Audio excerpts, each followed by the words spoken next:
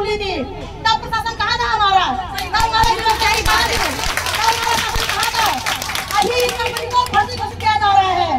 तो क्या हमारा जो कृषि मंत्रालय वो फर्जी है? क्या हमारे द्वारा चुनी गई सरकार फर्जी है? जब आप फर्जी हो, फर्जी लोगों को लाइसेंस क्यों दिया लोगों को करने के लिए? तो सरकार जो है अपना सरकार को बोलना ठीक ना, जो हमारे सामने पहुंचाने चाहिए क्यों फर्जी हो? तो फर्जी तो चली गई ऐसे, और अगर रजिस्टर थी तो भाग ले गए, है ना? तो मैं चाहती हूँ शासन प्रशासन में बैठे लोग जनता को वोट बनाना, बेवकूफ बनाना, गुमराह करना और जनता का शोषण करना टोटल ही बंद करे। कम से कम नारी क्रांति मानव चेतना यह बर्दाश्त नहीं करेगी कि हमारे एक भी माँ बहन बेटी का या फिर किसी भी गरीब पीड़ित नारी का शोषण हो, वो भी तब जब आप पद में बैठे हुए हो। मेरा मानना है पद में बैठने वाले लोग यदि पद का दुरुपयोग कर रहे हैं, लोगों का शोषण कर रहे हैं, तो उनसे बड़ा देशद्रोही, उनसे बड़ा जनता का गद्दार अपराधी दूसरा कोई नहीं हो सकता, क्योंकि आपके पास पावर है, आप कर सकते थे काम। हमें यहाँ पे आने की जरूरत नहीं पड़ती। हमारी बड़ी बहन उत्तराखंड की वरिष्ठ आंदोलनकारी हमारी श्रीमती परमला रावत रात दिन 26 सालों से सड़कों पे घर वाले भटक रहे हैं अपनी उत्तराखंड के लिए। जो वर्दी हमारे भाई बहन पहनी है, इस वर्दी के लिए हमने लहू बहाया है उत्तराखंड और उत्तर प्रदेश के सड़कों पे। मुजफ्फरनगर कांड, मसूरी कांड, ये हमारे नगर में कितने बच्चे हमारे बहे, कितने लोग हमारे बहे, 42 साल की गई है, तब जाकर के हमारी वर्दी हमारे लोगों को मिली है। और आज आप लोगों ने एक काम सुना होगा, देहरादून में आईएसपीटी के एक थानेदार ने 1 लाख रुपए रिश्वत दी है। तो क्या हमने रिश्वत देने के लिए यहाँ वर्दी के लिए लड़ाई लड़ी थी? कभी तुम वर्दी पहनकर रिश्वत दे रहे हो, कभी तुम इन ठगों को लाइसेंस दे करके हमें ठग रहे हो, कभी तुम पकड़ में रह करके लोगों को गुमराह कर रहे हो। ऐसा नहीं चलेगा।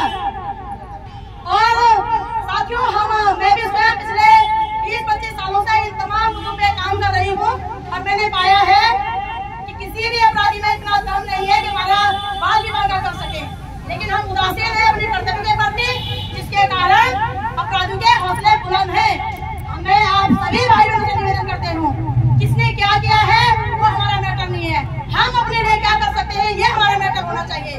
और आप लोगों को सबसे पहले अपनी लिए आवाज उठानी पड़ेगी। अगर आप आवाज नहीं उठाओगे तो आपके ये अस्पताल को लूटने के लिए हर चौराहे पे बैठे हुए हैं, सत्ता में बिठाए हुए हर चौराहे पे, किसी को ठग के रूम में, किसी को पुलकितारे के रूम में, किसी को नशेरी के रूम में, किसी को गंजेरी के रूम में, किसी को भूल माफिया के रूम में, किसी को खनन माफिया के रूम में, पूरा उत्तराखंड चूस दिया इन लोगों ने। और आज इन लोगों के पास हमारे लिए मान सम्मान के लिए, हमारे खून पसीना भुगतान के लिए पैसे नहीं है, और रात दिन नदियों का खनन हो रहा है। कहाँ जा रहा है वो पैसा? ये कहते हैं कि शराब से बोला राजस्व प्राप्त होता है, वो पैसा कहाँ जा रहा है? जनता टैक्स भर रही है, वो पैसा कहाँ जा रहा है? तो हमने आज तक बहनों, हम सिर्फ अपने खून पसीने का भुगतान मांग रहे थे।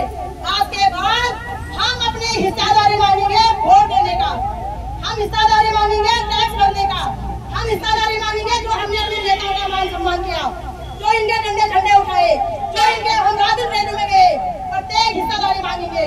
और माता शक्ति का इनके ऊपर एक और हिस्सेदारी है, इन्हें हमने अपने रक्त से सींचा है, तो हम अपने रक्त का भी हिस्सेदारी मांगेंगे। इनके लिए मजाक नहीं है कि हर बार ये कभी सत्ता के दोस्त में, कभी पदक के दोस्त में, कभी ये धन दौलत के दोस्त में माँ बहन बेटों का शोषण करेंगे, यह हम बर्दाश्त नहीं करेंगे। क्या आप लोग बर्दाश्त करना चाहोगे? नहीं करेंगे बर्दाश्त। हमें अब हिस्सेदारी चाहिए। अभी तक हम सिर्फ भुगतान मांग रहे थे, ये भक्ति की बात करते हैं, सब इन्हीं के धर्म के लोग हैं, तब कहाँ जाती इनकी धार्मिकता? जब इनके लोग सड़कों में दारों से भटक रहे होते हैं। ये देशभक्ति की बात करते हैं, इसमें आधा से ज्यादा हमारे जो ऑन ड्यूटी में जवान है उनके पैसे हैं मेरे भाई बहनों, जो रिटायर जवान है उनके पैसे हैं, उनके फैमिली के पैसे हैं, देश के गरीब नागरिकों के पैसे हैं। तो क्या ये इस देश के लोग नहीं है? क्या राष्ट्रपति में लागू नहीं होनी चाहिए थी? ये कैसी राष्ट्रपति है तुम्हारी कि राष्ट्र की सेवा करने वालों के पैसे तुम लोगों ने ठगों के द्वारा लुटा दिया? ये कैसी राष्ट्रपति है? कैसी धार्मिकता है कि तुम लोगों ने अपने ही लोगों को सड़कों में दरों से भटकने के लिए मजबूर कर दिया? हमें शक है तुम्हारे धार्मिकता पे, हमें शक है तुम्हारे राष्ट्रवाद पे। इसलिए सभी भाई बहनों से एक भी अपराध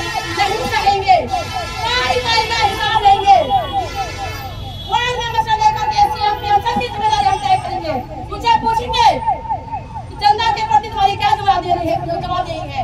क्यों नहीं जवाब दे रहे हो? हमारा स्पष्ट मानना है, क्योंकि हम भी इसी सिस्टम के हिस्सा हैं। तो हम चाहते हैं कि हमारा मुख्य जो श्री पुष्कर सिंह धामी जी हैं, वो आपातकालीन राहत कोष बनाए, उत्तराखंड के 25 लोगों का पैसा अविलंब उन्हें वापस करे। आप भी फ्री, हम भी फ्री, अन्यथा आपको पद का छोड़ना पड़ेगा, बिल्कुल छोड़ना पड़ेगा। 25 लाख लोग सड़कों के उतरेंगे जब, इन्हें वहाँ से भागना पड़ेगा। इनकी जवाबदेही तय होगी। ये तय आपको करना है कि आप अपने अधिकारों की लड़ाई लड़ना चाहते हो या फिर शोषण करना चाहते हो सदियों से। बात सिर्फ ये अधिकार होनी चाहिए, कुछ लोग लड़ने चाहिए, कुछ शिक्षा लड़ने चाहिए, कुछ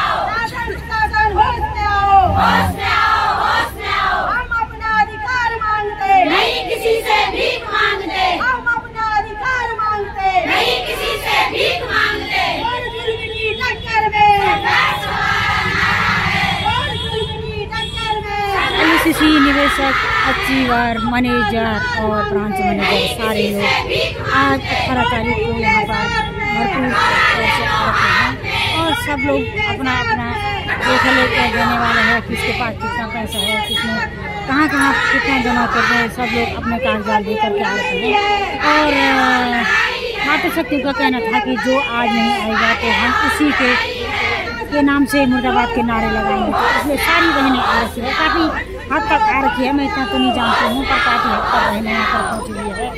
अपना लोग करके बहुत सारे मातृशक्ति बहनें दूर दूर से आ रखी है। सारा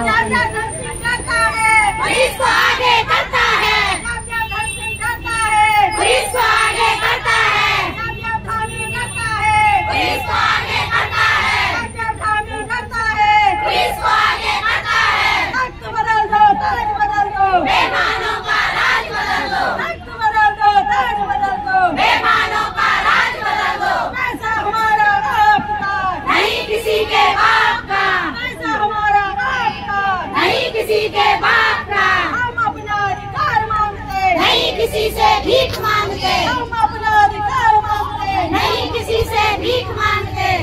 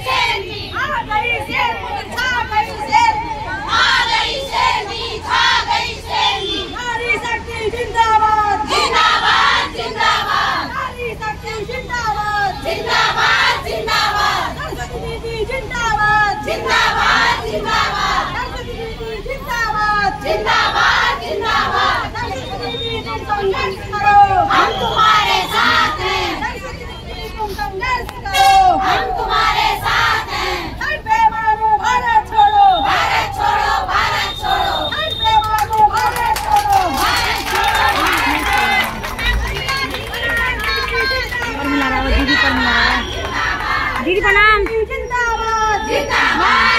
प्रणाम। हम तुम्हारे साथ हैं, हम तुम्हारे साथ हैं, हम तुम्हारे साथ हैं। परमिला दीदी आ चुकी हैं, सामाजिक कार्यकर्ता नेता हैं परमिला दीदी, मातृशक्ति का साथ देने आई हैं दीदी परमिला दीदी।